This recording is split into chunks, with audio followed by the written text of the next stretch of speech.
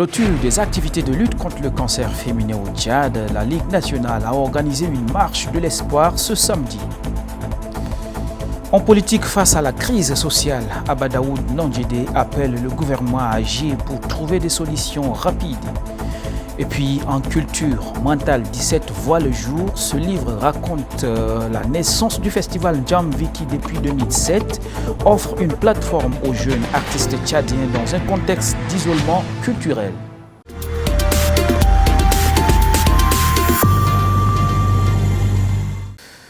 Et voici les titres de ce 25 octobre.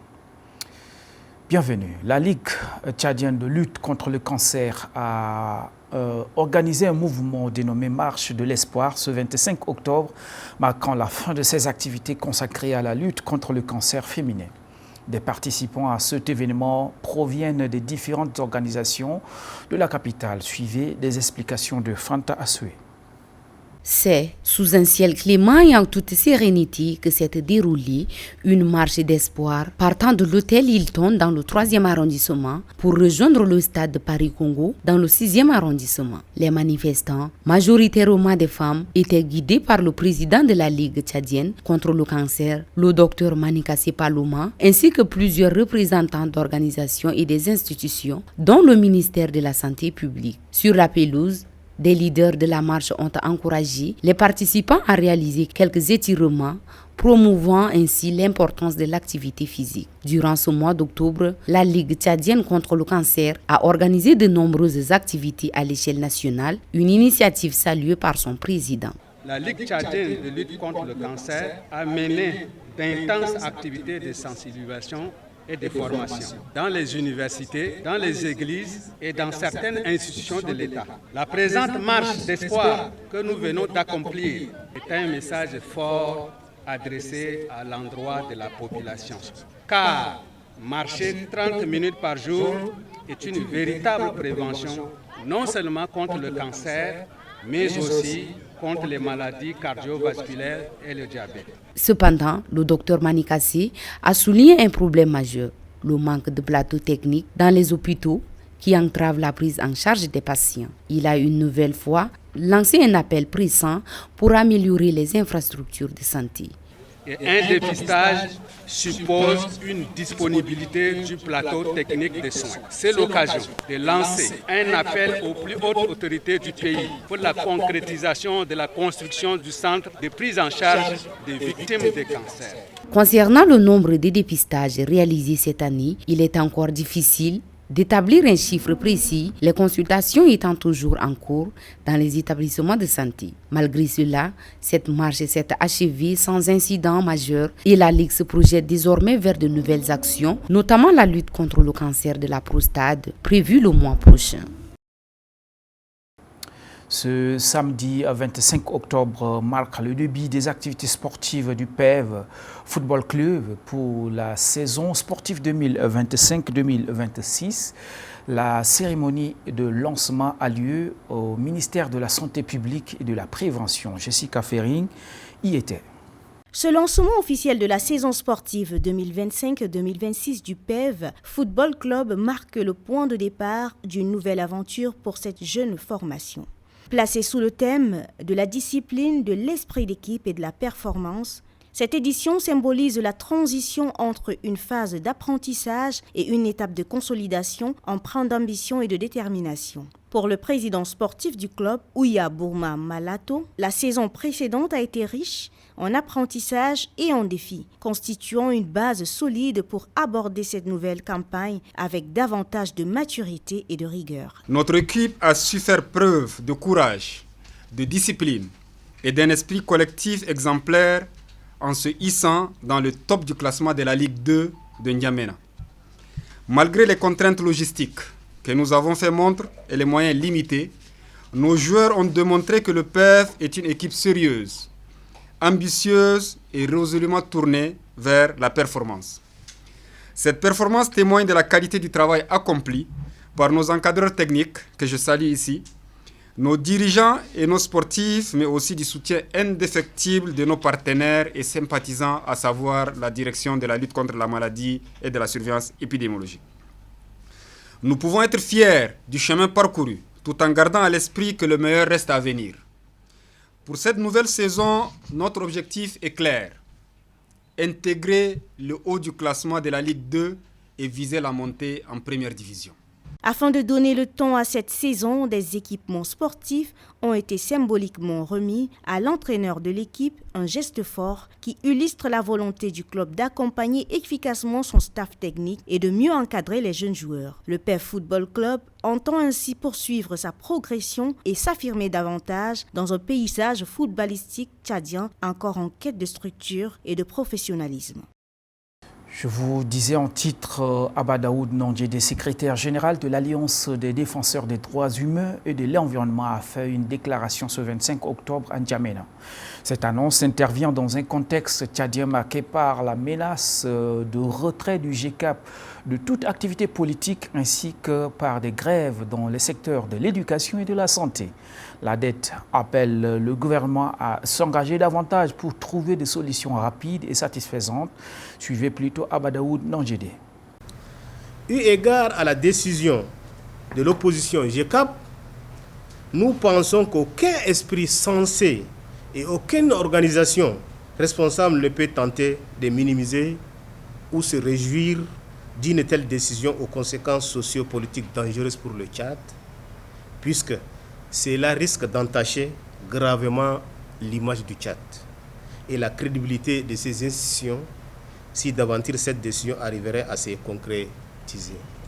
D'autant plus, de par notre observation, à travers ces mécanismes de suivi des activités politiques, il en ressort que depuis le début de la transition jusqu'au stade actuel, ce regroupement politique a pris de l'envergure politique indéniable tant sur le plan national qu'à l'extérieur, avec de multiples déplacements à l'étranger, des rencontres diplomatiques internationales et intérieures, dont les chancelleries occidentales accréditées au Tchad, les pays, les partenaires au développement et organisations internationales dont l'Union européenne, les Nations unies, le Haut Commissariat des Nations unies aux réfugiés et aux droits de l'homme. Ce faisant, à l'effet de consolider la démocratie dans ce contexte post-transition qui nécessite l'effort de tous dans un climat socio-politique apaisé devant permettre la mise en œuvre de projets en cours et ceux à venir grâce au PND. ADET invite prestement et activement le gouvernement et GCAP au dialogue. Restons en politique. L'Organisation des femmes du mouvement patriotique du salut a organisé une cérémonie en l'honneur du maréchal Mahamat Idriss Déby Itno ce vendredi 24 octobre au ministère des Affaires étrangères. L'événement, selon les organisateurs, vise à saluer son engagement pour la paix, son leadership et sa politique en faveur de la femme. Marouka Cécile. Une cérémonie dédiée à la célébration de la promulgation de la nouvelle constitution a réuni vendredi 24 octobre 2025 au ministère des Affaires étrangères une large assemblée de femmes, militantes et cadres mouvement patriotique du salut. Placée sous le haut patronage du secrétaire général Aziz Mahamat Saleh, cette rencontre a été présidée par la secrétaire générale, troisième adjointe du MPS Amina Emir Torna, en présence de la présidente nationale de l'organisation des femmes MPS Amina Idriss Déby Itno. Les participantes venues des différents arrondissements d'N'Djamena ont affirmé leur soutien au changement institutionnel en cours. Au programme de l'événement, l'unité et la cohésion nationale a rythmé la cérémonie. La lecture des motions a constitué un temps fort de la rencontre. Celles-ci ont porté sur la paix, la sécurité, la cohésion sociale, la promotion de la femme et la relance économique. Dans son intervention, la présidente nationale de l'Organisation des femmes MPS, Amina Idriss Déby Itno, a souligné que cette cérémonie traduit la reconnaissance et l'engagement des femmes du parti à accompagner le processus de mise en œuvre de la nouvelle constitution. Saluer un acte majeur qui marque le renouveau de notre République, la promulgation de la nouvelle constitution du Tchad. De son côté, la secrétaire générale, 3e adjointe du MPS, Amina Emir Torna, a insisté sur l'importance de ces textes fondamentaux qualifiés de symboles du renouveau institutionnel et politique du Tchad. Les fondements d'une nation stable et prospère se distinguent par des lois fondamentales claires, inclusives, protectrices de la nation et des hommes qui la composent. La cérémonie s'est achevée dans une ambiance festive marquée par des chants, des danses et des expressions de joie des militantes. Mental 17, ce premier bébé littéraire de Nkinambaye Manassé a été présenté ce 25 octobre.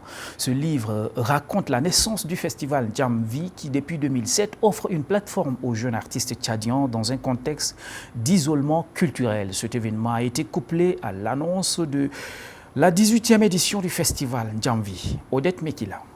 Une âme, un langage, il ne cherche pas la lumière, mais crée des opportunités pour offrir les portes aux Tchadiens dans la culture. C'est l'un de ces extraits phares du livre Mental 17 de Nkinambaye Doua Manassé. À travers cet ouvrage, l'auteur signe son entrée dans son monde littéraire et partage avec les lecteurs son expérience dans la promotion culturelle au Tchad, notamment à travers le festival Djamvi, dont il est le fondateur, placé sous le thème « Un voyage littéraire au cœur de la résilience culturelle ».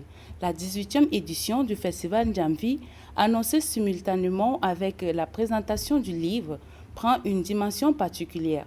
En effet, Mental 17 retrace le parcours du festival depuis sa première édition jusqu'aujourd'hui, illustrant ses défis, ses succès et son impact sur la scène artistique tchadienne. Le docteur Badiang Aimé, pour sa part, a livré une lecture critique du livre, soulignant la pertinence du message et la qualité de l'écriture.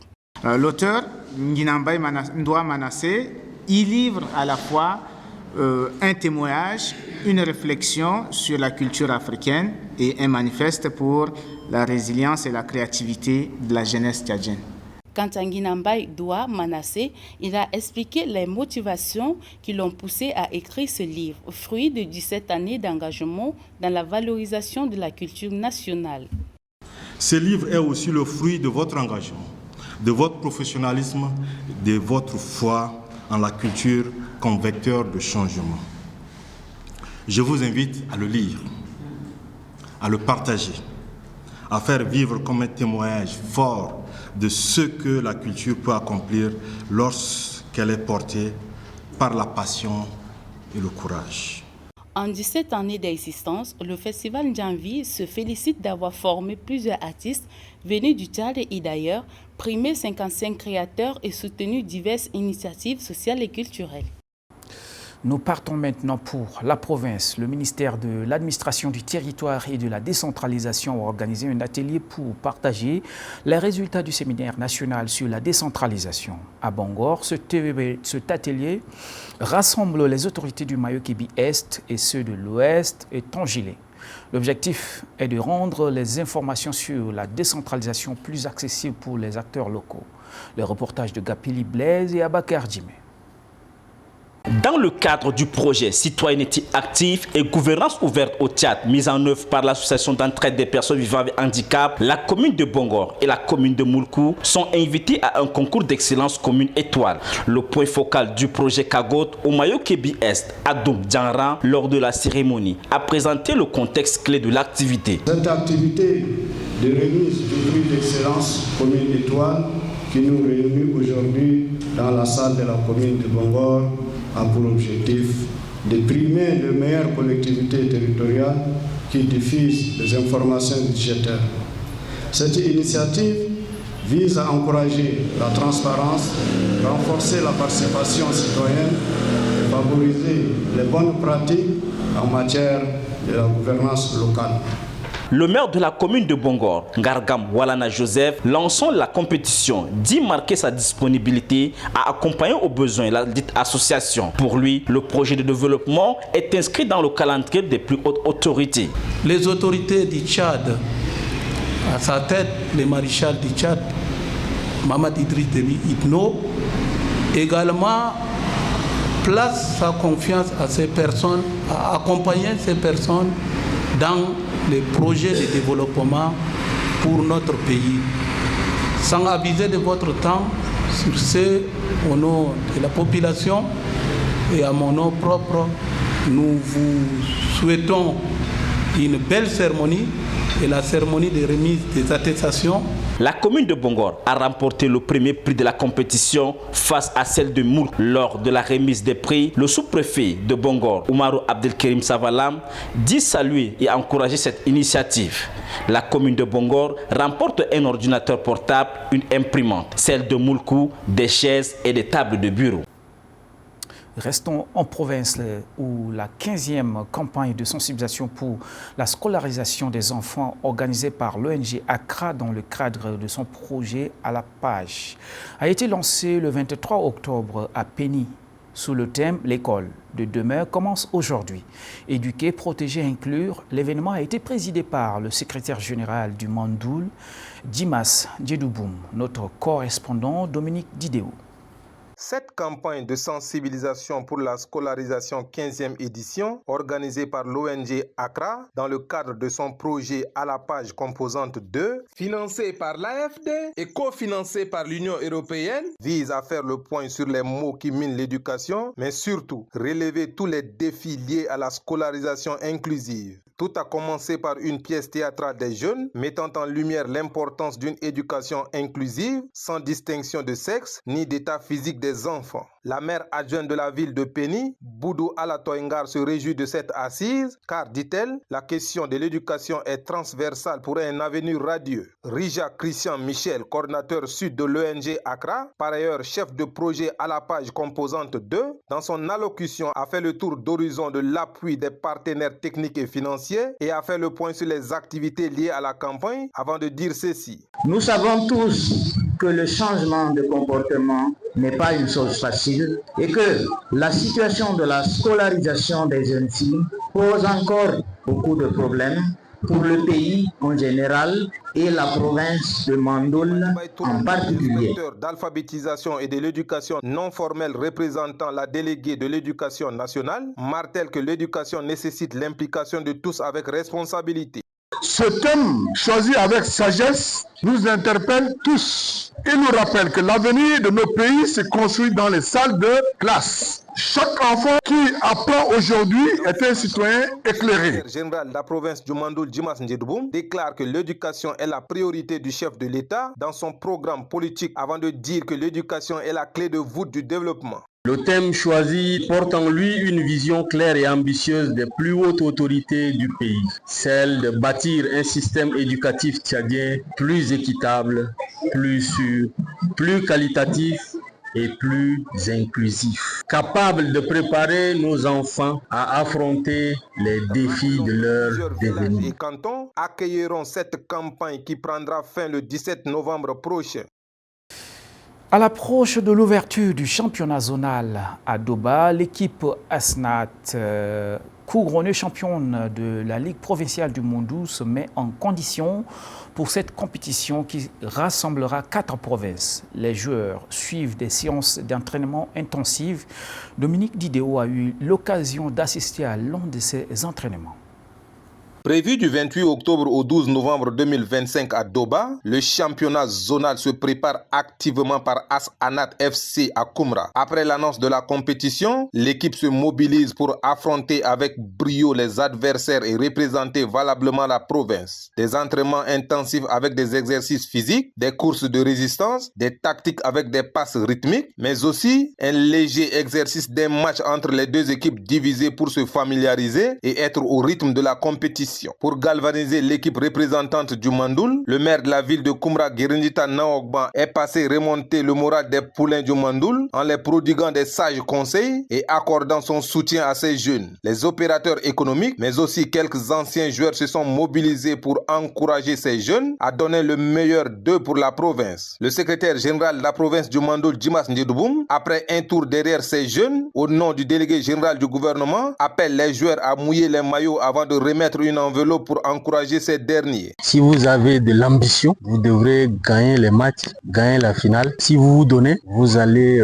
arriver. Pour ceux qui sont encore jeunes, abstenez-vous de beaucoup de choses. les femmes, la boisson, donc ça, il faut mettre dans la tête. Le président de la Ligue de football du Mandoul, Nanguirma Mounro Doud, confiant de ses joueurs, appelle les cadres du Mandoul à appuyer ces jeunes représentants de la province. La Ligue provinciale est à pied d'œuvre pour le championnat zonal. Nous avons mis sur pied un programme bien détaillé pour les entraînements. Nous espérons accompagner notre club jusqu'au bout et obtenir un ticket pour le championnat national. Et nous sommes prêts pour le combat.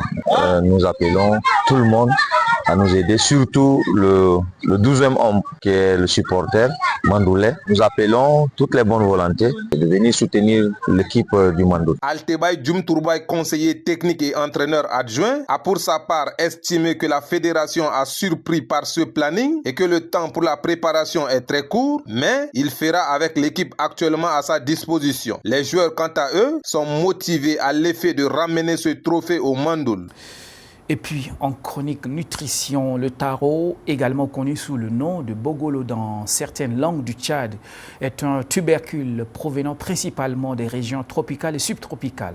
Sa culture par bouturage a été introduite depuis de nombreuses années dans les régions du Tchad, en l'occurrence le Mayo-Kébi-Est. Reconnu pour ses qualités nutritionnelles, il se fait progressivement une place dans les cuisines tchadiennes, se déclinant en diverses recettes. Explorons les avantages de cet aliment avec Hawa Hamid. Cultivé principalement dans les zones humides du sud du Tchad, le taro ou bogolo fait partie des produits agricoles locaux à fort potentiel nutritionnel. Sa préparation varie selon les goûts et les habitudes culinaires. Il peut être bouilli et consommé simplement ou encore intégré dans des soupes et plats traditionnels. Sur le plan nutritionnel, le taro est une excellente source de beaucoup de vitamines. Sa forte teneur en fibres valorise la digestion et aide à prévenir la constipation, un problème encore fréquent dans certaines zones rurales. L'un des avantages majeurs de ce tubercule est qu'il est naturellement sans gluten, constituant ainsi une alternative idéale pour les personnes intolérantes ou souffrant de troubles digestifs. Quant à ses feuilles, souvent négligées, elles sont riches en fibres et en calcium, contribuant à la prévention de l'anémie et au renforcement des os. Face à la montée en puissance des produits importés et au recul de cultures locales, les nutritionnistes et experts agricoles appellent à valoriser le taro dans des programmes alimentaires. Des campagnes de sensibilisation sont d'ailleurs menées dans certaines provinces pour encourager sa consommation, notamment chez les enfants et les femmes enceintes. Aujourd'hui, redonner au taro sa place dans l'alimentation tchadienne apparaît comme une nécessité. Promouvoir sa culture, sa consommation, c'est aussi faire un pas de plus vers l'autosuffisance alimentaire au Tchad. C'est la fin de cette édition. Merci de l'avoir suivi. Merci également de m'accompagner toute la semaine. Je vous retrouve très prochainement.